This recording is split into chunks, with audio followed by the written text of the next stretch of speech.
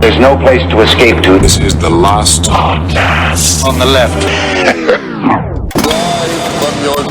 That's when the cannibalism started. What was that?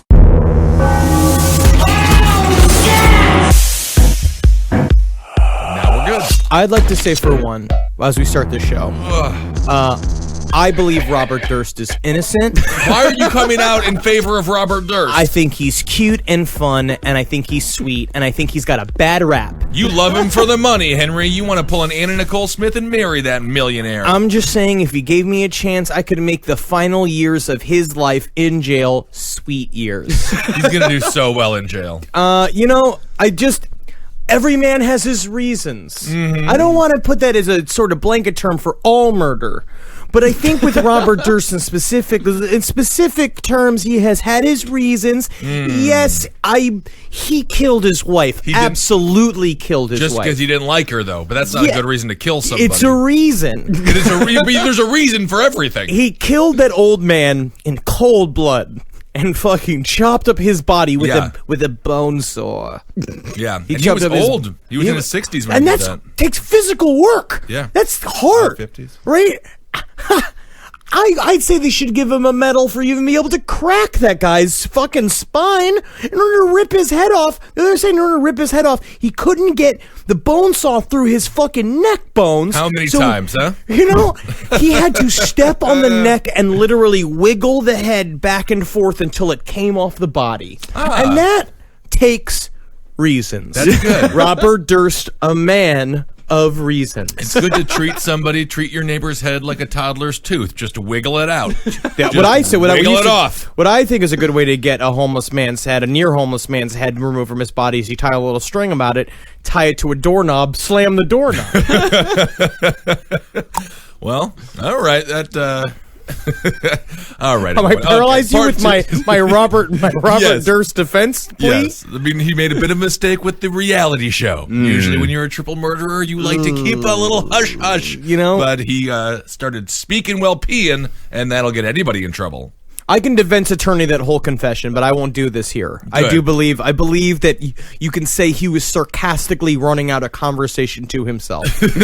Well, perhaps we'll cover Robert Durst and millionaire murderers on another episode. But now we got a guy who's actually good at murder. And he is poor as hell. Of course, it's part 2 of Mr. Edmund Kemper's story. We haven't really gotten to the gruesome, dark stuff, but we're about to get into it now. Now, this is... let's really dig into this fucking huge loser. Again, back to talk about Edmund Kemper, largely in my mind the biggest sociopath murderer. Not even just physically. I think in terms of deep sociopathy, he is up there. He was a hell of a good bartender, and no one gives him credit for that. Was he? Yeah. He was a bartender? Yeah, that's what he was. Huh? No. He was working at a bar. No, he wasn't. He just hung out at the bar. He drank at a bar. Well, I'm sure they let him behind the bar every now and again to sling suds. Have you been telling bartenders that you're a bartender? So you can walk behind the bar? When you walk into the bar, the waiter... It's okay. Yeah. I'm a bartender. I know where all the gin is and know where all the vodka is, and I'll give you a tip. It's in my belly. Hey, my name is Ben. Right. You walk in, you're the bartender... Then you get to drink everything. So we're getting into Edmund Kemper's first victims. We've now watched him. So he's rehearsed a lot up until this point, which I also think is a very big difference between him and other serial killers, is the straight up rehearsal time. It takes 10,000 hours to become an expert. Practice. How do I get to prison in the future? Practice. Yeah, he has been practicing for quite a while. And he does, if you'll remember, he does already have 2 murders under his belt. He has killed his grandparents at this point. Grandparents don't count. They do. They count for 1. They definitely do, though. So it's on May 7th, 1972, when he cannot resist the urge any longer. He picks up 2 college girls, Mary Ann Pesky and Anita Lucchesa. They're hitchhiking on a freeway ramp. He describes Mary as haughty, stuck up, not beautiful, not ugly, and distant. Seems like he's lived in opposite town. It does seem like that, because the last thing I think of a hitchhiker when I see them is, oh, they come from class. Look at that wealthy woman just hitchhiking like everyone should give her a ride for free. But in this How time period, haughty. it really was very true. Like, there was a lot of hitchhiking was very, very normal. Yeah, but the Hiltons of the world weren't doing it. It was still a very middle-class mode of Yeah, because transportation. it was Wilton Hilton, the 80-year-old progeny of the entire family who created the empire. He wasn't hitchhiking because he was riding slaves in 1972. He had a slave. He did. Yes, and he's hopped on his back for her. But we're going to see, this is where the pattern emerges, where he views a woman who does not immediately engage with his nice guy personality, and he views her as stuck up, haughty, one of the bitches that his mom won't let him meet. Oh, mom! And all he wants to do is, rape. Yeah. This girl, Marianne Pesky, she was an experienced hitchhiker. She didn't want to get in. Her red flags immediately went off because, for one, this is a little mistake that he made as far as picking up like doubles. He had a coupe.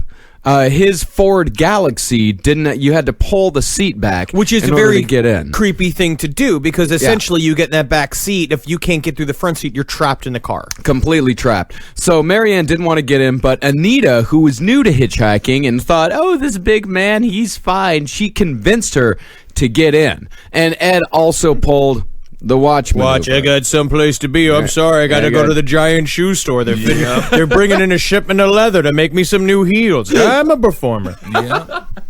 So they were going to Stanford University. Ed, he knew the entire area very well from his time at the highway department, and so he started driving them around without them knowing that he had changed directions. He wasn't going to Stanford University. He was going to a remote location. Classic maneuver. Truly, though, that has got to be very frightening when you're saying that basically you're an hour into your trip, and you're like, where the hell are we going? And he's just like, eep, and he pulls that 22 out from underneath his seat. Yep, he pulled a .22 caliber handgun from underneath his seat. He started by handcuffing Pesky into the back seat, and about what he told her, here's what he said. I said, I'm running the show here, or some cliche. There's absolutely no contact with improper areas. In fact, I think once I accidentally, this bothers me too, personally. I brushed, I think, with the back of my hand against one of her breasts when I touched it, and it embarrassed me. I even said, whoops, I'm sorry. Whoops. Yeah. Classic. I mean, whoops. But this is the deeper lie. You're now looking at when these quotes all come from the confessions that he made, like literally either it was minutes up to after he was caught to like a couple of months. Yeah. And so these confessions were for his benefit. That is my perspective on him always. I would just say, don't let him handcuff you. Just Yeah. go with the no. I and mean, then start running. He's got a .22 caliber Get handgun in your shot. face. Just get shot. I mean, you're going to get shot with handcuffs on or without them. Yeah, So I would never say get go handcuffed. with a flail. You want a flail? I am a squealing, twisting monster if I never get make napped. him a noise. You'll never catch me. I will just be like,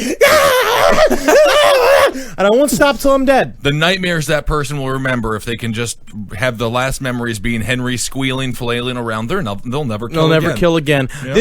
But he also talked about his move. The move he did to pull the 22. He said that he would, because he had escalated over time, is that he would practice it, and he would keep the gun underneath his leg, and he said he would sit in the car by himself and pretend, and basically practice pulling it and pulling it. It's kind of pulling fun. it. You got to. It's like when you're a kid in the playground and you count down 3, 2, 1, you take the shot and you make it, but he was doing that with a gun, sitting in his car, and everyone's just like, why isn't this car moving? He's like, I'm practicing my gun work. He called that's it his, normal. Yeah, I'm just doing my buzzer beater. Okay.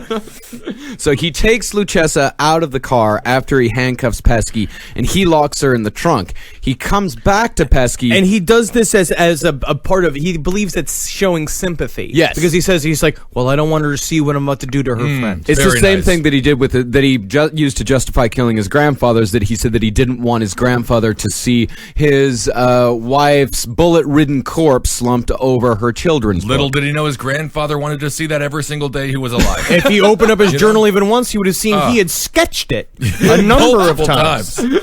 Yeah, so he comes back to Pesky, who's still handcuffed in the back seat. He throws a plastic bag over her head because he said, "I had this nifty idea about suffocating her." Oh, that is nifty. fun. That is pretty nifty. really nifty. I'd say it's pretty keen. Yeah, definitely. So next, he wrapped a bathrobe belt around her neck. He pulled on the belt. The belt snapped, and Pesky bit through the bag. And I've got an interview clip, and this is what he said happens next. I pulled a knife out. I still had the gun in my pants. I stabbed her. She didn't fall dead. You're supposed to fall dead. You're supposed to go, oh, and fall dead. I've seen it in all the movies, right? Doesn't work that way. When you stab someone, they leak to death. They lose blood pressure, and you stab them more and more and more. You complicate it many times by where you're hitting, the pain you're causing, and the aggravation of the person involved, plus whether or not they leak a little faster. It wasn't working worth the damn. I stabbed her all over her back, and she even turned around. I stabbed her in the side and in the stomach once. Why? As she turned around, I could have stabbed her through the heart. But her breasts were there. And that actually deflected me. I couldn't see stabbing a young woman in her breast. That's embarrassing. I didn't say that to them back then, I don't think. I may have.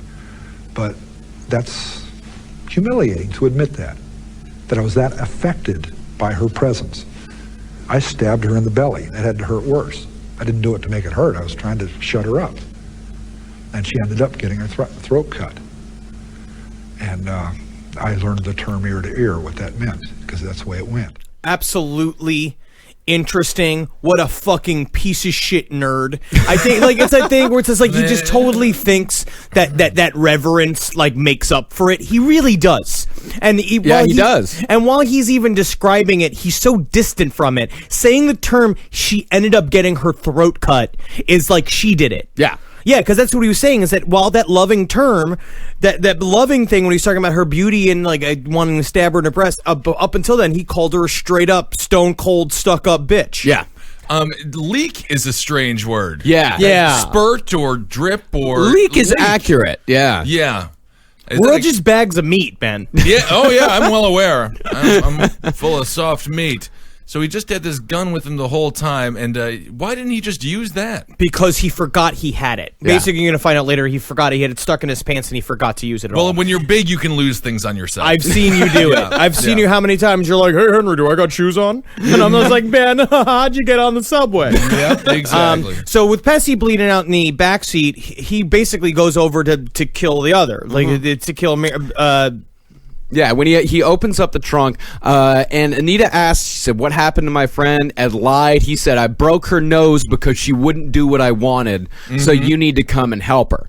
So Anita gets up, and Ed reaches into the trunk, and he brings out a knife called the original buffalo skinner, which he also called the General, which is such a nerdy thing. fucking It's piece of so shit. Gotta go nerdy. get the general. Yeah, and he stabbed her in the throat, eyes, heart, and forearm. And he also said that he was surprised how many stab wounds it took before she lost consciousness. He said she Right. was wearing really thick overalls, and the knife wouldn't properly, like literally bounced the first time he did it. And he said the first time he hit her so hard it threw her up onto the almost onto the roof of the car. Yeah.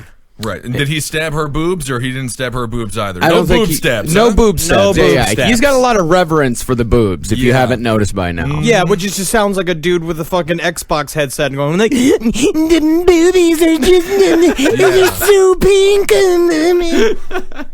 And he said about the knife, it was very expensive, about $8 or $9. That is expensive. Wow, an $8 or $9 knife, you say? In 1972 money, that had to have been $19, $20. I think Isn't about that this. something? This cup of coffee was $3, and I can't even kill a co-ed with this cup of coffee. Did you know for just triple the price, you could get a knife that could skin a woman? What? Yes. So he drove back home towards Alameda, and like a lot of other guys, he got stopped by a police officer. He was stopped for a broken taillight, but of course, he knew exactly how to talk to cops.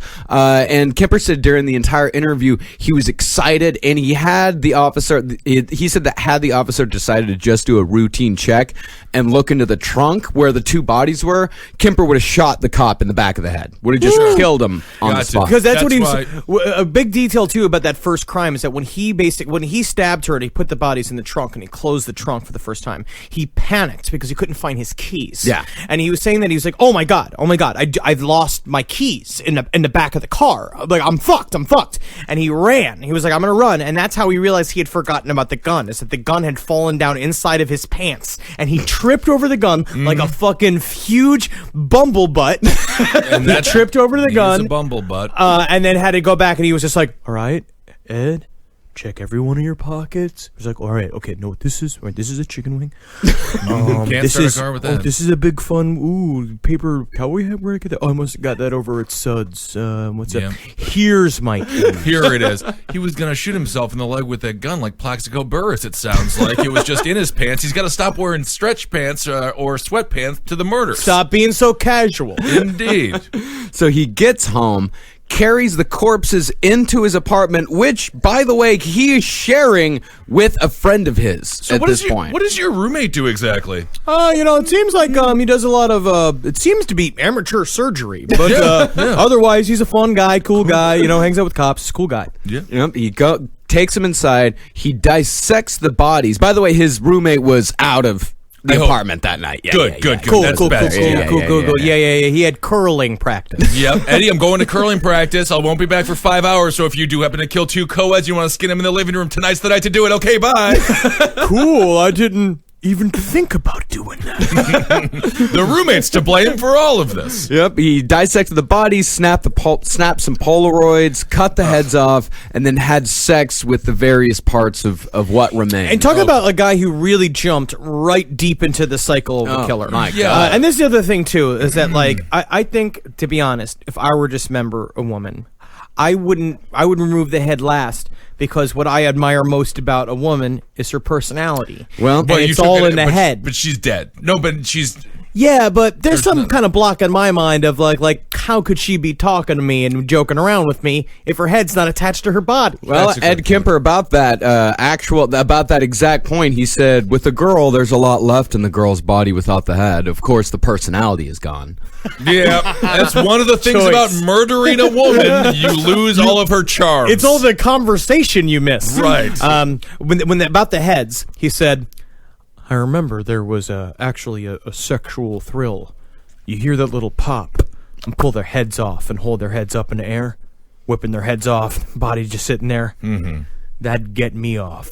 Yeah, that's it. That when you're just about to come there and the head pops right off, Jaddy. I just shoot anyway. I just keep I shoot even worse. Yeah. You know what I mean? Yeah. And I got to tell you, and I'm a Marilyn Monroe guy. I like a girl love with a her. normal figure. Love her. So he keeps the heads for a little while. On one occasion, he said that he was just sitting there staring at one of the heads that he had rested on the chair across from him. The head became unsettled somehow. It rolled off the chair, and a human head, by the way, weighs about as much as a bowling ball. Okay, 7-8 pounds? Yeah, 7-8 pounds. Hits the ground with a huge thud, and Ed said, The neighbor downstairs hates my guts. I'm always making noise late at night. He gets a broom and whacks on the ceiling. Buddy, I say, I'm sorry for that. Drop my head. Sorry. That helped bring me out of the depression. And that's the bravest, luckiest neighbor of all time. You see, I feel like even in New York specifically, even if the neighbors knew you were dismembering a body, Yeah. they would still be like, keep it down! oh, yeah, I'd still bring the broom out. I gotta know. drive a train at 6 o'clock in the morning. You gotta tell me, hey, listen, you're gonna be decapitating bitches up in your apartment when I gotta ask you to do. I don't mean to step on your business, buddy. Or what I'm gonna ask you to do, put down a couple of blankets. I might just turn up the Netflix. I might let the whole thing go. I don't know. So after he's done with the bodies, he puts the remains into plastic bags and buries them in the Santa Cruz Hills, torso and limbs in one location, hands in a second, and he disguised the burial grounds with techniques he learned from the Boy Scouts, the same place he learned how to use the Buffalo Skinner General. The Boy Scouts teach you how to be a Nazi, and they also teach you how to kill women. It's a That's bad it, right? organization. It's a bad organization. Yeah. And it's because they won't let gay kids in there. I've heard that. If there was gay kids in there, there'd be a fashion design badge, and they'd be wearing nice clothes. It's a little stereotypical Well, there'd also be a fucking sous chef badge where they would learn how to make fancy sauces. Oh, okay. Well, now I might join now. Yeah. So the heads he kept for a few more days, orally copulating with them before. Well, that is a very nice way of saying face fucking. You know what? I tried to be as sensitive as I possibly could with that one. You know, because that's what he would even say. He would call it humiliating the corpse. Yeah. He specifically viewed that as a humiliation technique. Yeah. And also, it's just you just get sick of masturbating. I know I'm single. I've lived in a hotel for a long time. Sure. You know, I mean, I'm not really at the point where I'm going to sever a human head and use it as a fleshlight, but that's mostly just because I like freedom and I don't want to... Yeah. It's so much effort. It's just weird when your to-do list is like, get the hitchhikers, kill them, put them in a baggie, disrespect the corpse, check. That's just a bizarre day. Yeah. Get milk and eggs. Don't forget the eggs. So after he orally copulated with the heads, he just chucked them into a ravine. Yeah, the girls were reported missing, but because, as Henry said earlier, hitchhiking was such a, people were just very transient then. Right. Hitchhiking was a big thing. People would disappear for weeks at a time. So when these girls were reported missing, police didn't really do anything. And they didn't find Pesky's head until 9 days later. Anita, they haven't found her remains at all to this day. Yeah, that's for the best, God, Probably, good yeah. Lord. You know what also is, a fleshlight can go in the dishwasher. Yeah, well... Nah, you don't need to put it in the dishwasher. You know? No, you just do! We're not talking about your fleshlight, Marcus. It is so disgusting and disturbing. had it for about 5 years now. Still going strong. Wow. You see, it hasn't lost any of its tautness? Absolutely not. They're very well made. Wow. It is disgusting. So now we basically see Kemper's style has been completely set. It is just like right out of the gate, which is really interesting because normally killers build to this, but it feels like his rehearsal and his fantasy life was so deep and intense. It's like he knew exactly what he wanted. It's like Russell Wilson. He won the Super Bowl when he was a rookie. He thought about it. He thought about it. He got there and he did it. You know what? It is a lot like that. It is. Yeah, and he characterized it as making dolls out of people because they couldn't reject them. So that was as after he cut off the heads, there was no rejection whatsoever. Yeah, I mean, you got to sell them if you're going to make them. And although he later recanted and said that this statement was only meant for his insanity defense, on at least 2 occasions, he cannibalized his victims, slicing flesh from their legs and cooking it in a macaroni casserole. Oh, isn't that kind of a nice place to put human flesh? The Midwest, Yeah, it's really strange that it's a California casserole because they're not really known for their casserole. No, that's why everyone loved having Ed over for potlucks because he brought that Wisconsin flair, even though he was from California. How'd he know? Well, he grew up in Montana. Oh, there we go. That's very casserole country. Montana is casserole. Oh, I love casseroles. But I will say this is that we see a lot with killers too who dabble in cannibalism because I don't view him as a cannibalistic killer. I just think that when your perversions are so intense and you're dealing with a lot of shit, you kind of look at something and be like, I'm gonna eat a little bit. Try a little bit. Yeah. Try a little. But he did eat it. Yeah, so he's a cannibal. Yeah, I mean, technically he's a cannibal. Right, I mean, that's all that we can run on here. But I wouldn't call him a cannibal. It's would you call Michael Jordan a baseball player? Technically, he was. Technically, but you don't think of him like that. Look at percentage of career. Right. All right, if the majority of his career was spent looking for people to eat, he's not going into the Hall of Fame for baseball, but he's going in for basketball. But I'm just saying he did play baseball. No, I get it. I mean, I think we're in agreement here. Okay, I'm just gonna say it's on his resume, but it's not the top of the resume. Okay. I'm just saying you kill and cook someone, put them into a casserole. You're a cannibal. Yeah, it's under skills. It's like how you would probably list Microsoft Word under your skills, or right? Parasailing. Yeah. I lie. I usually lie on that part. Dabbler.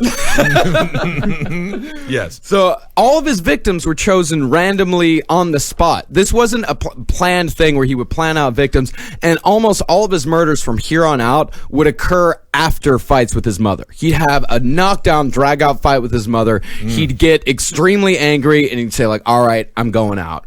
Tonight's the night that I'm going to fucking do it. He said his rage is what really drove him. And he said he would go on these rages where he was just like, anybody who got in my car was going to die that night. Yeah, he said when someone put their hand on my car door handle, they were giving me their life. Because after he killed these first 2 girls, he went back to just picking them up and taking them safely to their destination. Because that's also a distancing thing, too. Because originally he said the behavior was just for him to learn how to talk to girls. So he went back to it, being like, well, I can actually do this again. Now that I'll have a bit cooling off period. I can talk to women again and just kind of work it up. And he said that what he would do is they would get in the car, and the first thing they'd all talk about is the guy who killed those hitchhikers. And then he would be like, what do you think a guy like that would be like? And they would be like, oh, and they would describe somebody, and then he would start to learn how to even deeply mold his persona. Yeah. So then that's why he started wearing the blonde wigs and wearing the fake mustaches, or and saying like, "Dolly Parton." Love her. That had to be a very fun conversation for him to have with those people about the killer. The same reason he talked to the cops about it. But he you said, get your God complex out because they know less than you do. He was wearing the Google glasses,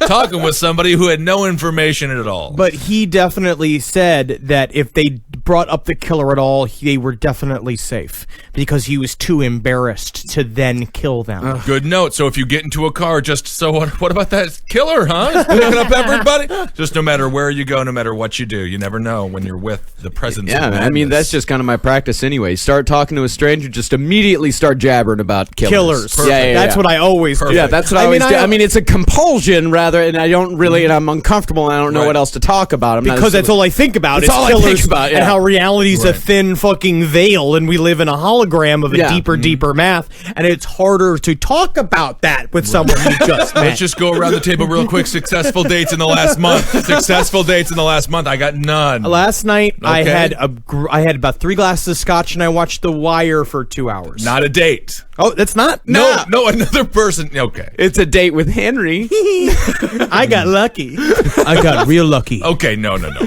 So he kept that whole charade of picking up girls and just taking them to their destination for 4 months until September 14th, 1972. Me and Henry were talking about this before, and this is probably the saddest victim. This really makes me very sad. All these victims are very sad. Like, they're all extremely sad because these are among the saddest victims because these are, I mean, not to say that, other victims are worth less or anything because we always talk about the less dead and all this, but these are, just truly innocent victims. Yeah, I mean, at least if Gacy killed you, you got to hang out with an up-and-coming Democratic politician or future congressman. You were drinking and doing drugs. Right. It's kind of like the Jason, the Friday the 13th Nightmare on Elm Street type thing of being like, well, maybe you should have been naughty and you wouldn't have been buried in the crawl space. Right. Not to victim blame. Ted Bundy's an adorable kind of a dreamboat guy. Jeffrey Dahmer definitely got you wasted before he started trying to drill in your head. But Aiko this guy's just a monster. Aiko Ku is a very sweet girl that I guess that was his next victim. Yeah. He picked up. It was 15 years old ballet dancer. Yeah, she was She was going to San Francisco for a ballet class. She missed her bus. Really wanted to make that class, so she made a sign that said San Francisco. So he picks her up, and he doesn't even wait until he gets to a secluded spot. This must have been a horrible fight with his mother, because he pulls out the gun while they're still on the road. It was probably about how he farted on the no-fart couch. Yeah, I mean, Yeah, he pulls out the gun, and he told her that he was planning on killing himself, and he wanted someone to watch it, but he told her that if she screamed or signaled to anyone at all that something was wrong, he would kill her as well. And this is a very interesting thing. At one point, he gets out of the car and accidentally locks himself out with the gun inside the car. Oh, that is goofy. Yeah, he said she could have reached over and grabbed the gun at all, but he said she probably never gave it a thought. She was so terrified because she was a tiny little 15-year-old girl. Absolutely, and he's a giant monster. A 6'9", 300-pound monster who is now locked out of the car. Get the gun. Yeah, no, she lets him back in. No. Yeah, she's no Sigourney Weaver. Well, you just got to get the gun, use the gun. So he drives her out to the mountains, only minutes from the house of one of the case investigators. That's one of those things about Los Angeles and California in specific. It's like basically it's got tiny little houses surrounded by these mountains. You basically go up into those mountains and you disappear. Yeah, yeah, you really do. So he tries to suffocate her first by placing his fingers up her nostrils, but she was able to fight her. She was able to fight him off, but eventually he strangled her with her own scarf, and after she was dead, He laid her on the ground, raped her, and said he achieved orgasm within seconds. Right, so it was sort of Three Stooges-ish, getting locked out of the car, and then with the fingers in the nose, but then it got real. Then it got a little That's the more thing. It goes gruesome. straight from Three Stooges to that Spanish movie Irreversible. Yeah, it really does. So after he kills her, he places the body in the trunk and drives her home, but not before stopping for a beer. He goes inside of the bar, he has a couple of beers, he walks back into the parking lot and opens the trunk, admiring my catch like a fisherman. This he term, said. admiring my catch like a fisherman, is another thing of just like what a deeply, deeply distanced man he is from himself. Yeah, disconnected from everything, disconnected from the world at large. So he takes the corpse back to his apartment, cuts off the head and hands, and has sex with the corpse. The next morning, he buries the body in one location, the hands at another, and with her head in a bag, drives to his court-mandated psychiatrist appointment. So how are things going, Ed? Things are pretty good. I think I'm getting ahead in my career. And, well, I mean, I can tell you exactly what the psychiatrist thought of him that day. The report said from the first second, he saw 2 psychiatrists that day. The report said, if I were seeing this appointment without having any history available or without getting the history from him, I would think that we're dealing with a very well-adjusted young man who had initiative, intelligence, and who is free of any psychiatric illness. Bullshit! It is my opinion that he has made a very excellent response to the years of treatment and rehabilitation, and I would see no psychiatric reason to consider him to be any danger to himself or to any member of society. It's almost like your medical field is flawed, and you shouldn't technically be called a doctor. And the second appointment actually used the words normal and safe. Both recommended the sealing of his juvenile records as a way to help him become a better citizen. Thus, 8 years after he had killed his grandparents, Kemper gained his complete and total freedom. If you are a psychiatrist, just at the end of every single paper, just ... also might be a killer. Might be I a don't killer, know. I'm not I don't really know. sure. Covering my bases. I do maybe not know. And let's play what actually was going on the interior of Edmund Kemper's mind during these psychiatrist sessions. To be walking up the stairs with a camera bag that belonged to a young woman that had her severed head in it. Walking up to my apartment past a happy young couple coming down the stairs who nodded and smiled at me as they went by. Good evening. And they're going out on a date where I'd love to be going. And I'm aware of both of these realities, and the distance between those two is so dramatic, so amazing, so violent, that really, I could feel the wheels squeaking inside. That was really pulling on it. And I imagine at that point some people break. But I didn't literally go insane. I didn't get lost. And all this time... Yeah, he was doing totally good. Totally. I did not go crazy, though. I mean, he could have just had a date with one of these women at the same time. You just don't kill them, and then you might maybe get to ask them out afterwards. I mean, the thing is that if you don't have much past, like, hitchhiker patter... Right. You're not going to do well on dates. You know what I mean? Yeah, Because the conversations between pickup and hitchhiker are not, like, we're not talking about, like, great shit. I mean, I don't know. I've never hitchhiked. Maybe you It's do get into difficult. nice, like, cool, interesting conversations with people. I think it must It's start very off a awkward. little, it must be a little bit awkward up top, but then you gotta find a way. I'm sure that he had a sentence that he said to all of these people in the very beginning. You got pretty hair. I wonder what it's like laying on the ground, separate from the rest of your body. Well, it's gonna rain here soon. What I would also say about him is that also that statement to me shows how deeply nuts he was. Oh, and I mean, in insane. terms of sociopath, because I feel like there's more of a deviousness to it when he talks about how like he could have went insane, but he was too strong to go insane. That what he did, he could face it. Oh, and he deal with sees it. himself as the hero in this story. Yeah. Like, he sees himself as a hero because he didn't kill anymore, because he turned himself in. I don't know the reason why, but after he kills Eiko Ku, he moves back in with his mother. Hey, when they say like certain songs would like come out of one specific guitar, even if it's an old shitty guitar. Oh yeah, like Trigger, like Willie Nelson's guitar. It's a great guitar, but yeah, it's the guitar that all of his best songs. All his best songs are written on. Yeah. You gotta get back to the source.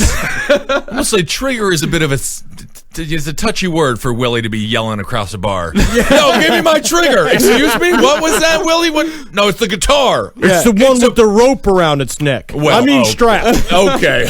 Okay. Well, how's about Lucille? I like with Lucille. BB That's a King? name All right. that can't be, become a racial slur immediately. Well, Trigger is more. It's more the name of a horse, but that's a different story. So Kemper didn't kill again until he bought a .22 caliber pistol in January, and he said, I went bananas after I got that 22. Bananas? "Bananas! Wow. Positively conquers." That's amazing. I love it. He just treats it like a game of Candy Crush. That's insane. So the same day he bought the gun, on January 8th, 1973, he picked up Cynthia Shaw, who made a habit of hitching rides to Cabrillo College. He brings out the gun again while he's driving. He drives her to a town called Freedom. Ironic. Very ironic. Yikes. And stopped on a quiet road. He shoots her, dumps her body in the trunk, and took her home. She was a big girl, so Ed struggled to get her upstairs. His mother came home right as Ed was stuffing her into the closet, and he just talked to his mom normally. Ed, what are you doing? You want to get chicken, Ed? Ed, you want to go get some chicken? What are you doing in there, Ed? You jerking off? Yeah. You pervert! You disgusting pervert, Ed! Now I just can't stop thinking of Throw Mama from the train. The mother from the Goonies, the greatest bad mother of all time. Mom, I'm hanging out with a friend. Mom, I'm having a good time with my friend. Oh my goodness. He returned to the room and he carefully removed the bullet from her skull. And he does this again and again. When he shoots the person in the head, he always removes the bullet from the skull first. All business. Because he's also he's a student. Yeah. And he understands, since he's been hanging out with cops all the time, and he fancies himself a fucking little genius. Right. That he's like, I know how to get rid of all of the evidence. Yeah. But on the other hand, he does. Yes. If he wouldn't have turned himself in, I don't think they would have caught him until he would have gone into a berserker. Well, we'll talk about it when we get there, but he definitely, they did not know. They had no clue who the killer was. Yeah, no idea. So the next day, he brought the corpse back out, had sex with it before dissecting the body in the shower with an axe.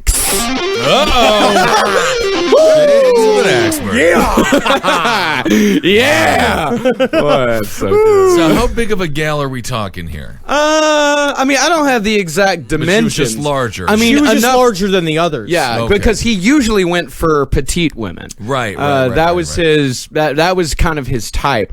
But for some reason, Cynthia Shaw just, she had a twinkle in her eye, I guess. Yeah. I don't know. Yeah. So after he drained the body of all of her blood, he carved it into pieces, bagged up all the pieces, and threw him off the cliff. He had sex with the head for several days before burying it in the yard. Now, this is a very interesting detail. Yeah, it's very interesting. He buried the head right outside of his window in the ground and facing towards the house. And he said that he would have as a sort of boyfriend-girlfriend like relationship with the image of her head, where he would sit in bed and talk to her at night, and they would have like a thing back and forth. And there was also, but then there's another theory that he said that he buried it in the head to mock his mother. Yeah, because he said that his mother always wanted people to look up to her. That's funny stuff. It's fun little puns like that make him the charmer we know him to be. I love it. It's sort of like a Jack and the Beanstalk, but instead of beans, it's a human head, and instead of a giant, he's finding love, which is kind of nice. Well, both of those stories come from him.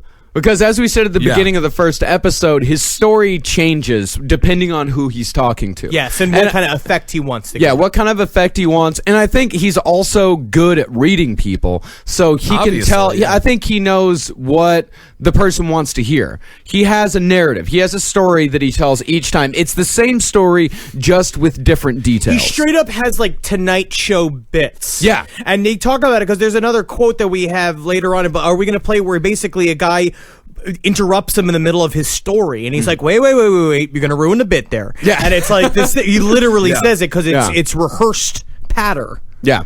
It really is. He has a rhythm. He knows exactly. I mean, he has no idea how to be a real person. No, he he's doesn't. a total robot. That is like he's a sociopath. Every single thing he does is highly rehearsed and highly put together because he has no real personality. It is just a combo of factors that he has like put together. He really was. It's like this is a truly dangerous man. Yeah. That needed to be put in Well, the we fucking already all concrete know square. that. Yeah. He's on his like eighth head now or something. So less than 2 days later, dismembered heads. arms and legs were found on a cliff overlooking the Pacific Ocean.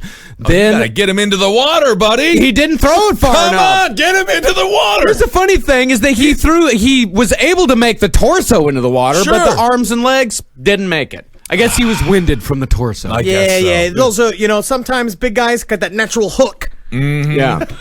So they identified Shaw through lung x-rays. Eventually, the lower torso came in. A surfer also found her left hand, which offered fingerprints, but her right hand never washed up. The media, at this point, in a huge panic, because not only, if we remember correctly, Ed Kemper was not the only killer in Santa Cruz, California at this time. There was also Herbert Mullen, who had racked up 13 in a big spree. Murder capital of the world. Yeah, murder capital of the world. One reporter, her name was Marilyn Baker. She was a big tabloid lady. She consistently exaggerated rumors and offered uncorroborated information as fact. She gave daily reports of course, blamed it on satanic rituals. Well, now it's a great scapegoat. Yeah, and it's it a makes huge- great news. Yeah, and she's saying shit like she suggested that the killer was a lesbian or a transvestite.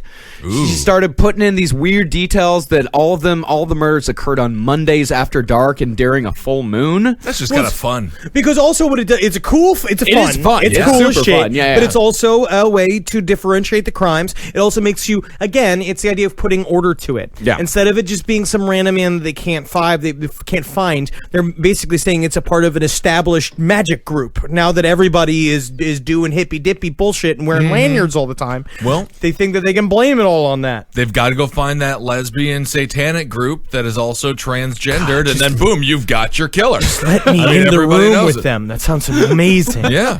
I want to be in a lesbian satanic coven. No. Ooh, I'll be fun for it. I'll be the No. chef. Yeah, maybe if you're the chef, but yeah, I think you're supposed to take it a little more seriously. So many girls going missing. Of course, there were constant warnings for them to not get into cars with strangers. But Ed had a secret weapon because the university had decided to institute a bus system that would assist off-campus students getting safely to campus.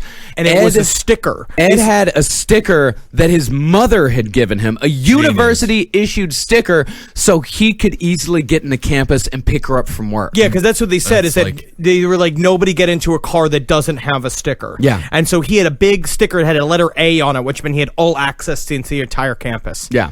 And he I said mean, even it's though... amazing that all it takes is a 25-cent, probably a 10-cent sticker at this time, Yeah. to make everyone just give you full 100% trust. Yeah.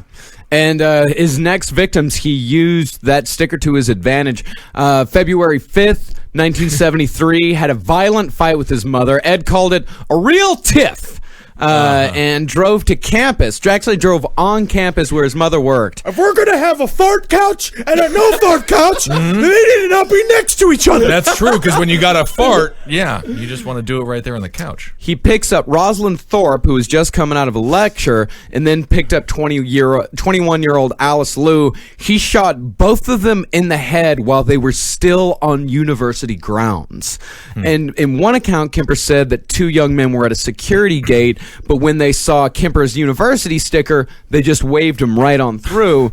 And in another account, Kemper said that he told the guards that the girls were just drunk, and he was just trying to get them home. Of course. Of It was course. 3 p.m. on whatever day it was. Yeah, two women literally lumped over in the front and back seat of your car. Oh, yeah, Yep. yeah. Nothing suspicious. I would say both of those women are dead, but you do make a good point. You do And have you that got the sticker. sticker. You have the sticker. I got to let you go through. Yeah, Kemper said it was getting easier to do, and I was getting better at it. He took the bodies home, but as his mother was home, he had to wait until he can take them inside. But what he couldn't wait on was dismembering the bodies, he took his hunting knife, the general, and hacked off both of their heads while they were still in the trunk of his car in full view of neighbors. If someone would have walked by, they would have seen this fucking monster hacking the heads off of two young co-eds. Legitimately, car parked outside of his mother's house on the street. Right. It's not even covered. It's nothing. He was getting. He really. Again, this just shows his ego. Yeah. He really is at this point thinks that he can get away with anything. Yeah. So he placed both of the bodies back in the trunk. He cut off Alice's hands, then dumped the bodies and heads in two separate places where they were found 9 days later. These two girls would be Ed's last co-ed victims. Yep. I mean, the one thing that you have to remember, like when smoking weed in public, just do it. Pretend like you're like Johnny Depp, to use him as a reference again in the movie Blow. The most important thing to do when carrying whatever pounds of cocaine through an airport is to pretend like you're not doing it. If you're cutting off a person's head, just pretend like you're changing a tire. Or like Johnny Depp and Willy Wonka in the Chocolate Factory, where you just kind of forget that you're in a movie. And he stops acting? Yeah. Oh, I love the real Chocolate Factory. Yeah, and your natural pedophilic impulses just kind of come out. Just kind of on screen. I love that. So yes, these were his last two victims. So now we're looking at last two co-ed victims. Co-ed victims. Right. We're looking at a man who's like built all the way up to this sort of fever pitch in his own head, and he was saying he was really trying very hard to quell it for a while. Did he really try, though? More than not, I feel like actually, more I than think he not did. doing it all together. You know what I mean? Right. Yeah, he did make a conscious effort to not do it. And the fact that he turned himself in does tell you that he was actually trying to do it.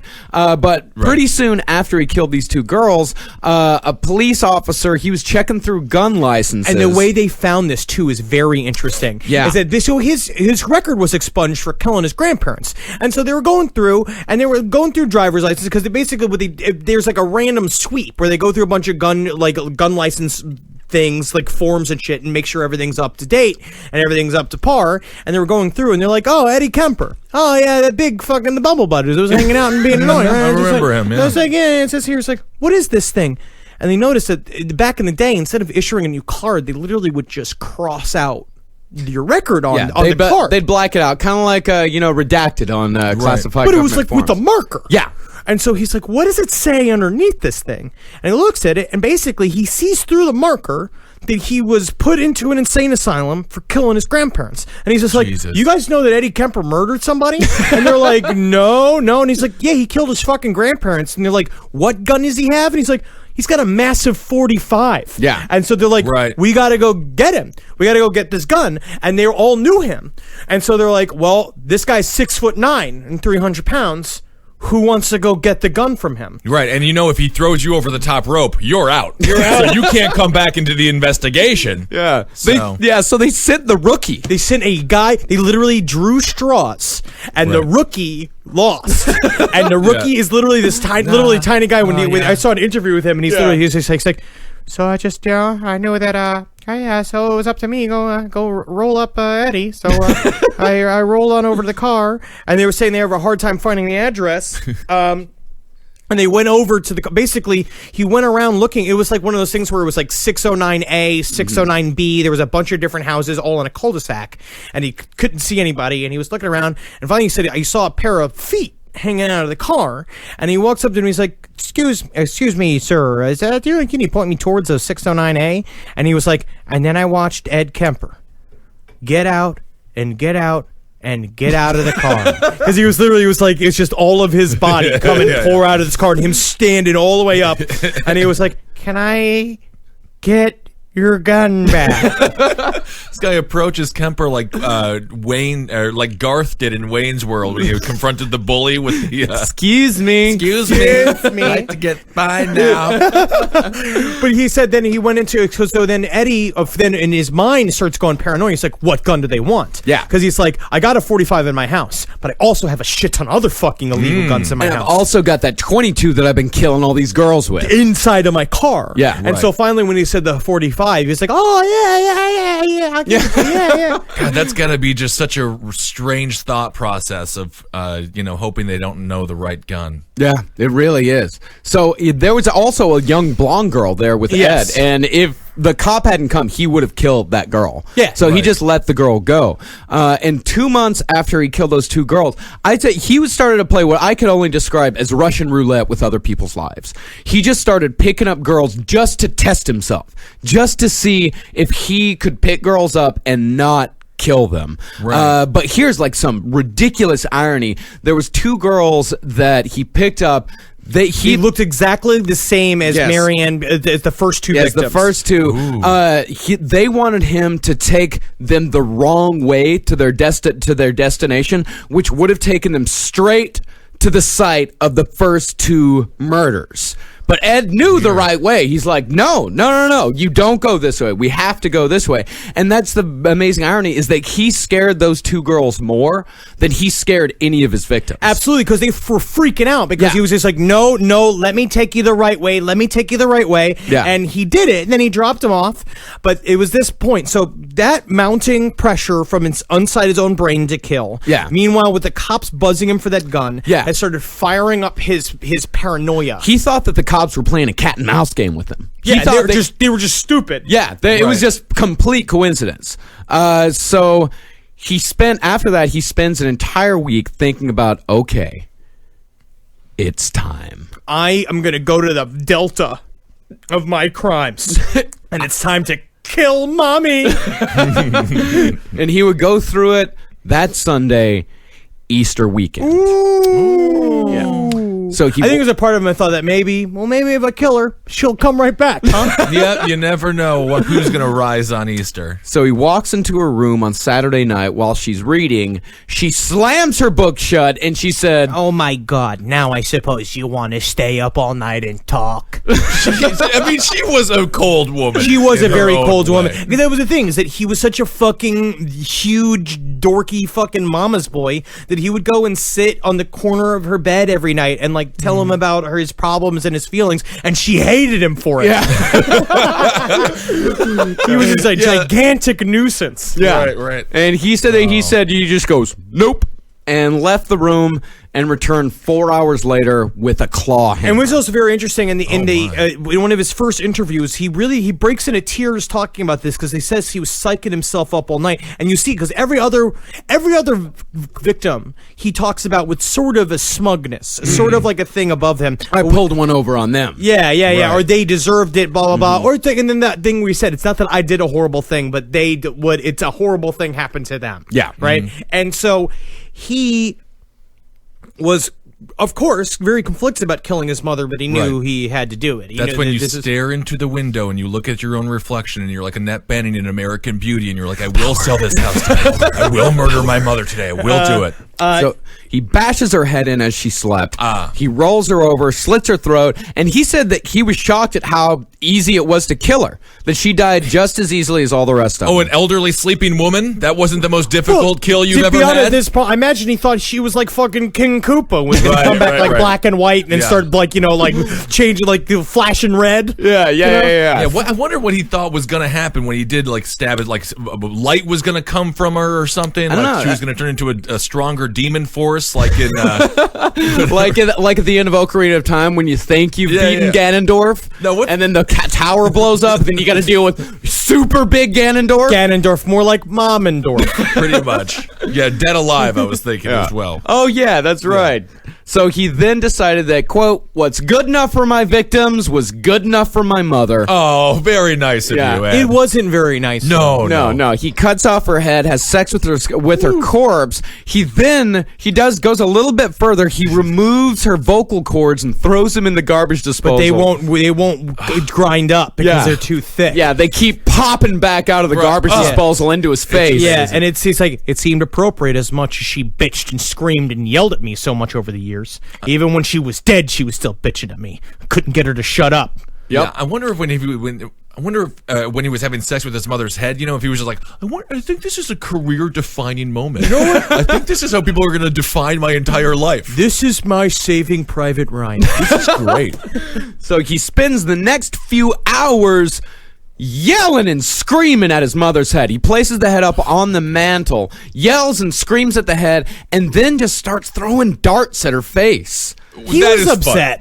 He was upset. He was upset. I know. I blow off steam. I've yelled at the coffee maker. Yeah. I mean, Yeah. you know, like Yeah. in these last couple of months, I've yelled at some stuff in my house that doesn't need to be yelled at. You know, I held my TV like it was a woman once. No, we don't talk about that. We don't talk about that. This is being recorded, Henry. So he felt sick. He goes out for a drive. He sees an acquaintance who owes him $10, and Jesus. they went out for a drive in his friend's car, and he's still got the urge to kill. Like, he is Right. fucking keyed up. He said his buddy gave him the $10 and it saved his friend's fucking life. Oh, that's nice. God damn. So if you owe a buddy a debt, just up pay right it now. pay up right now. Go seriously. Shut off this podcast. Go to your buddy's house and pay him right now. Right. Yeah, it's like, I just thought of Steve Buscemi's character. I don't Yeah. know why I'm thinking of all the movies today. No, you're a movie boy. I'm movie boy.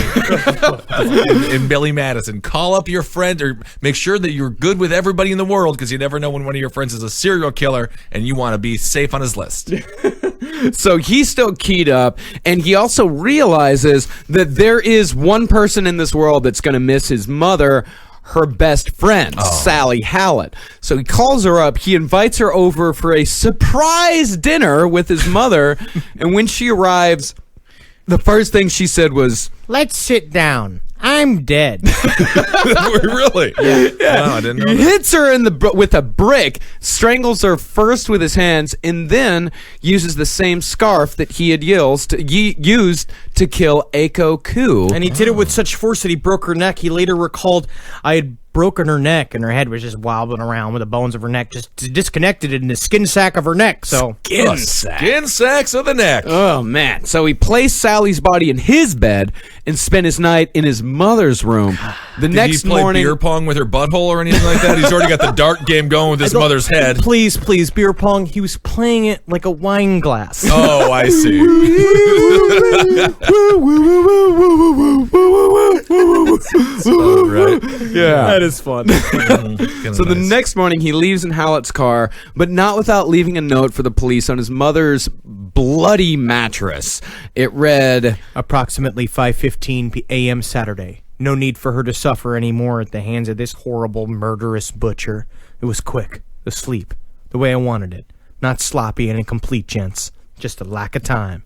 I got things to do. He's very busy, yeah. I got things to do, and that was 2 exclamation points after that. Wow. Yeah, it kind of sounds like a text message from you, Ben. G2T. Yeah. Got to. Yeah. So Kemper drives for 3 days straight. He eventually reaches Colorado, and he's been popping bennies this entire time, popping trucker speed. He hallucinates most of the drive, and he said that he had the same feeling that he had after he killed his grandparents. This weird, surreal, out-of-body type of experience. Right. Yeah, he said... Wow, I've got to stop this because it is getting out of hand. I am not going to be responsible for what happens any further, and I don't like that idea.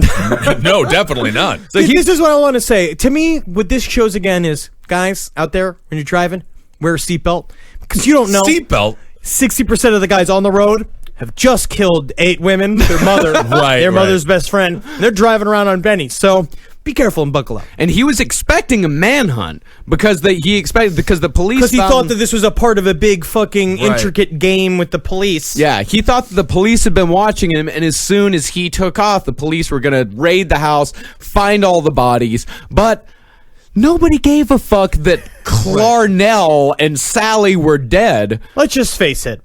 They sucked. I mean, nobody seems to care about a lot of people here. But on the other hand, most people who knew Clarnell, like she was very popular at work. No, she was very good at what she was she good was- at her job. She had a distinct problem with men and with Eddie in general. Yeah. And I think it's because he was a co-ed butcher. Yeah, that'll do it's it. because he was a bit of a bastard.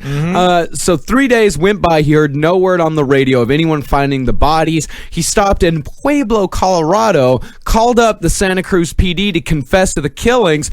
It took him several calls to convince him that he was serious. They told him to call back. Call back. I just killed 8 women. Okay. I know. But the thing is, we're waiting. The buzzer's broken outside of the station, and we've ordered a couple of pizzas. We're having a bit of a pizza party. It's Marty's birthday, so if you could just wait, we need to keep these lines open. Yeah. And he was so well liked and so well known by the police department, they thought that he was drunk. Like, it took him several calls because he knew these detectives by name. He knew who was on the case. Right. He's like, yeah, I need to talk to Detective Sturgill. And they called up Detective Sturgill. He's like, hey, listen, I got to tell you, I just killed my mother and her friend, and I'm also the co-ed killer. And they were like, they're so used to him being a bumblebutt around the bar because he said that was a carefully crafted persona that he had with them. Yeah, it really was. He was just kind of a goof. Right. He was a police groupie, as they called him. And then he was just a harmless eccentric that was just, Pain in the ass. The guy would buy you a beer and you'd jaw your ear off and he'd fucking put bad songs on the jukebox. Yeah. And, He's the guy that when you're out drinking, when he shows up and you're sober, you're like, fuck, Kemper, okay, I guess. And then after you have like 5 beers, he's your best friend. Guy, he's your best friend. Yeah. Right. So he said that he had gone all the way to Pueblo. It was weird that one time we all got together that one night and he raped that head of lettuce. Oh, yeah. That was funny, though. It was kind of funny. It was a good time. We'd had a lot of Jaeger that night, so I just kind of Henry? dismissed it. Yeah, you remember you ate it afterwards. I had to. Yeah. We called it an Eddie salad. Yeah, that was great. Yeah, he said that he went all the way to Pueblo because he said he was afraid if he went straight to the local police department, they would shoot first and ask questions later, and he was, quote, terrified of violence. Yeah, fucking pussy.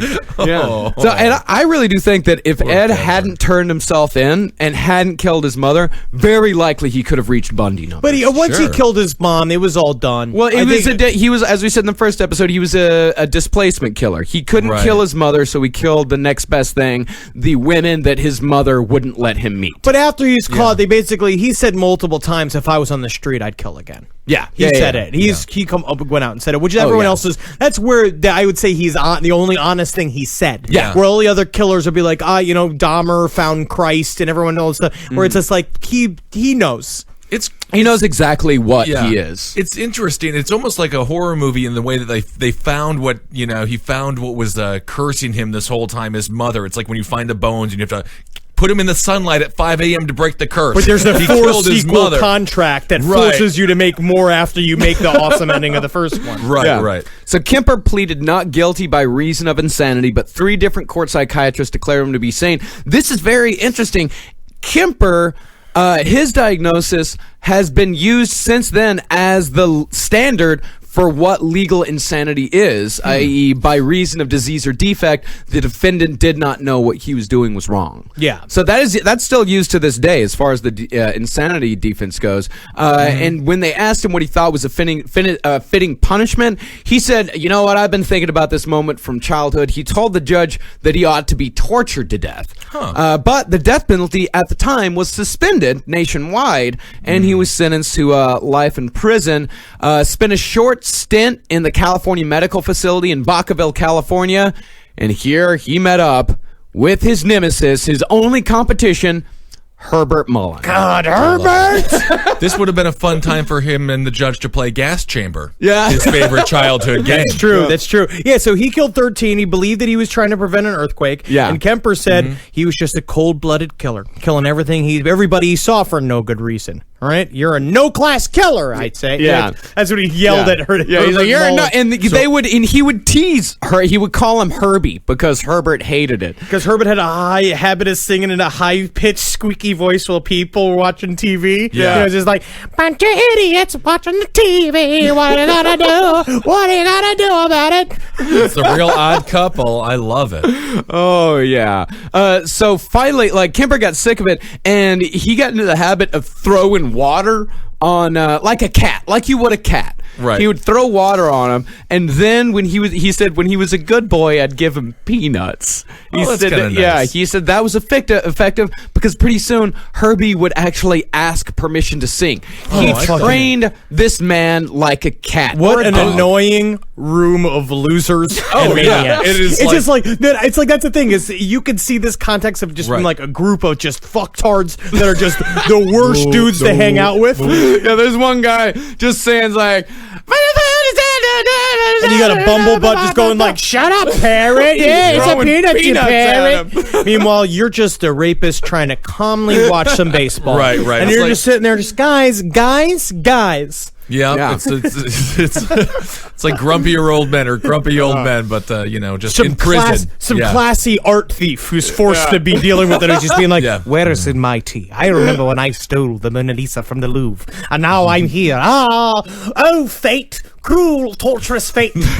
Yeah, they're just so dumb. They're all so stupid. Yeah, he said that it, quote, stuck in his craw that Kemper got 8 out of 8 counts of first-degree murder, while Mullen only got 2 out of 13 counts of first-degree murder. But he followed that by saying, "I guess it's kind of hilarious my sitting here so self-righteously talking like that after what I've done." Right, yeah, that is hilarious. Yeah, it is hilarious. That's all part of Ed Kemper's thing. He believes himself to be special. Yes. He believes himself to be special. His crimes are very personal. Yes. And they were, and he felt that he had there's reason. Yes, and he believed that they had he was a man of reasons. And he believed that they had special connections. Him and the corpses had a special connection. I mean, it was all in loser talk because it was all like staring at the girl who comes into the 7-Eleven while you work at the cashier all day, just being like, I know we could be together. She just gave me a chance and I could show her all the delicious, spicy Dorito curls. All right, just the bubblicious for you again today. Okay. I love you, Becky. There's more customers behind you. Did I say it out loud, or was I just thinking it? I love you, babe. I love you. She won't give me a chance. So while he was at Vacaville, he also participated in reading audiobooks for the blind. He's got a very nice voice. He does. He spent more than 5,000 hours in the booth in front of a microphone over 10 years. He has more than 4 million feet of tape and several hundred books to his credit. So he's really one of the most successful voiceover people in California at the time. Actually, he probably is. Yeah, regular James Earl Jones. Him and Mel Blanc. Yep. Included in his work is a children's book called The Trumpet of the Swan, the 4th book of the Dune series, and a novelization of the Star Wars trilogy. It's unbelievable they gave him. This is such a great job. This is the perfect job. I'm very jealous that he has this job. This is what you want, technically, if you could read out loud. Yeah. That would be helpful. So we found the only thing we could find. We couldn't find any full recordings of his audiobooks. The only thing that we found listed, we did find an example on the volunteersofvacaville.org where they list a lot of the books that Edmund Kemper read. He read Flowers in the Attic. Now, I've never read Flowers in the Attic, but apparently, it is a horror novel. It's a very famous horror novel. I've never read it myself. But he read so many. Let's listen to the melodious tunes. The melodious tunes of Eddie Kemper. Chapter 1. Goodbye, Daddy.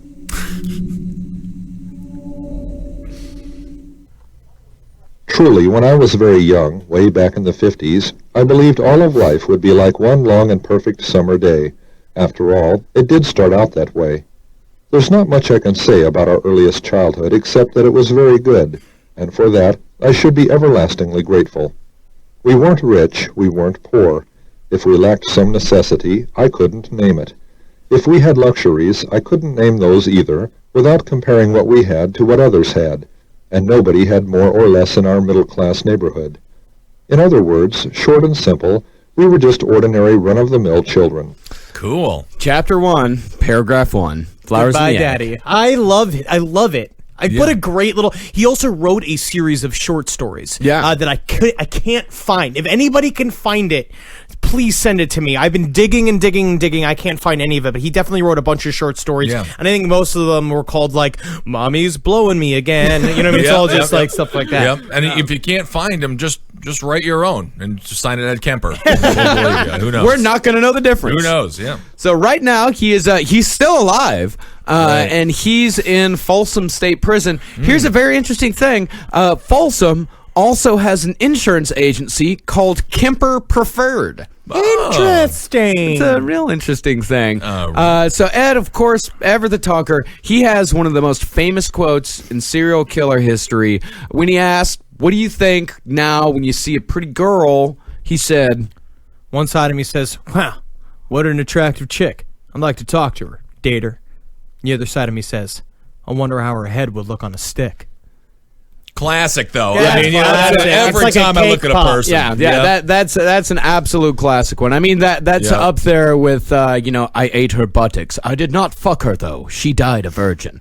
It's up there with that. It's up there. Yeah, it's up classic. there with like serial It's killers are your Shakespeare. fathers, your brothers, your husbands. We are It's like- everywhere. Or everywhere you get every time you get everything right, and the 10th time you forget where the lug wrench is. Yeah. It's up there. It's up there. It's guys.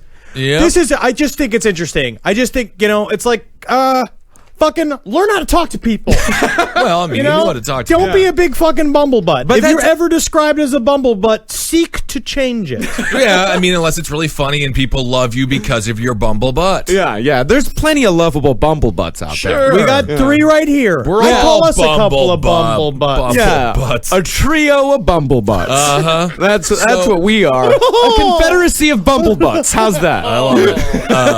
Kemper's still alive. He's got to be in his early 70s now. Yeah. His I think last so. interview was in 1991. He did it with this weird French guy. Really cool interview. Yeah. Crazy. Yeah, he is. I mean, I think now he's probably pushing 350.